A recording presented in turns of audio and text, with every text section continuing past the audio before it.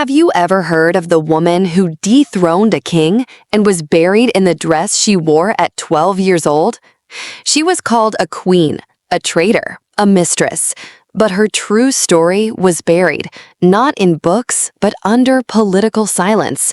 What they did to Isabella of France was erasure, but today we're going to break that silence. In this video, you'll uncover the dark, strategic, and brutal journey of one of the most dangerously clever figures of the Middle Ages. Get ready to discover the secret of the queen who survived power and defied it until the end.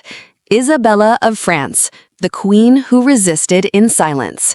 She didn't yet know what it meant to be a queen, but she already carried a destiny shaped by political alliances. Betrothed at 12 years old, Isabella of France was sent to England to marry King Edward II. She was a child with royal features, dressed to impress a foreign court, in a marriage that sealed peace between two kingdoms. There are no records of tears or protests, only the image of a young princess in a ceremonial dress, overshadowed by the brilliance of her own role. Edward II, her husband, was more preoccupied with his favorite, Piers Gaveston, whose influence was so great it sparked scandal in the court. Isabella tried to fulfill the role imposed on her. As queen consort, she bore children and remained discreet in the face of a distant husband. Over time, she began to observe the political games around her and realized that if she wanted any power, she'd have to seize it with strategy. From a young age, Isabella was educated in the strictest standards of French royalty, learning etiquette, politics, and the weight of dynastic duty. Daughter of Philip IV, known as Philip the Fair, Isabella grew up amidst palace intrigues and the constant tension between France and England. Her marriage to Edward II was less a personal union and more a live-in treaty between two empires, vying for territory and influence. Upon arriving in England, Isabella found a court unlike the French one, rougher, less refined, with an aristocracy suspicious of her foreign presence. Even as a young girl, she understood the symbolic importance of her role as a bridge between two crowns, and so she strove to maintain her composure. The relationship between Edward II and Gaveston was notorious and caused intense political tensions, with the nobility viewing the favorite's influence as excessive and dangerous. Isabella was often relegated to a decorative role, used in public ceremonies while major decisions were made behind her back. But she was no passive figure. She observed, listened, and waited for her moment. The queen quietly cultivated allies, writing letters to France, and forging ties with nobles dissatisfied with Edward's rule.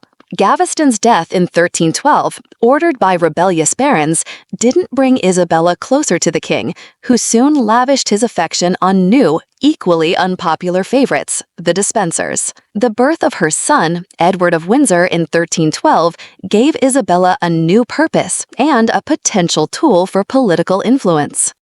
For years, she lived in the shadow of conflicts between the king and the nobility, surviving the instability with intelligence and patience. She knew she was just a piece on the chessboard, but she was determined not to be discarded. It was during a diplomatic mission to France that Isabella saw the chance to change her fate and that of the country that rejected her. Allying herself with Roger Mortimer, an exiled English noble, Isabella orchestrated not just personal revenge, but a full-scale campaign of political restoration. The support of the French and the discontent of the English created the perfect conditions for Isabella to march on England with authority and legitimacy. Her campaign was swift and effective, cities surrendered without resistance, and Edward II was deposed without a battle. Mortimer began to rule as regent alongside Isabella, while young Edward III was crowned king in 1327. Isabella was now more than a queen consort. She was regent of the kingdom in her son's name. But the power they had seized soon made them targets. Mortimer, growing ever more arrogant, stirred the same resentment as the king's earlier favorites. And Edward III, as he reached political maturity, didn't take long to distance himself from his mother's influence. In 1330, at 17 years old, Edward III orchestrated a silent coup. He had Mortimer arrested and executed for treason. Isabella wasn't put on trial, but she was removed from politics and sent to Rising Castle, where she spent the last 28 years of her life. There, far from the center of power, she lived under watch, but with dignity. She wrote letters, received few visitors, and dressed every day as a queen, even without a court to command. It was an exile without bars, but with walls of silence. Her most enigmatic request came after her death, to be buried in her wedding dress. The same dress she wore at 12 when she was torn from childhood to seal an alliance between kingdoms. For many, this gesture was a silent critique of the role imposed on her and the childhood she could never reclaim. Isabella of France was not just a queen. She was the daughter of a king, wife of a king, mother of a king, but above all, she was a woman who dared to resist in a world that expected her submission. In a time when women were used as political currency, she reinvented herself as a strategist, diplomat, and agent of change. Her story challenges the classic model of the passive medieval woman. Isabella was neither saint nor villain. She was human. And at the end of her life, even silenced, she was not erased. Because some gestures endure through time, and some names keep whispering, even when history tries to silence them. And so ends the story of Isabella of France, a woman who was currency, a bridge, a crown, and became a sword. She was forgotten by the court, silenced by books, ignored for centuries. But her strategy lives on.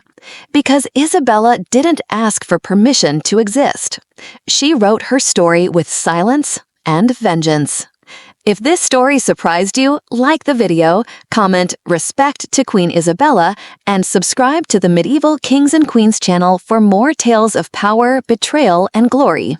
And remember, the past may be buried, but the queens who dared to survive, they never fully disappear.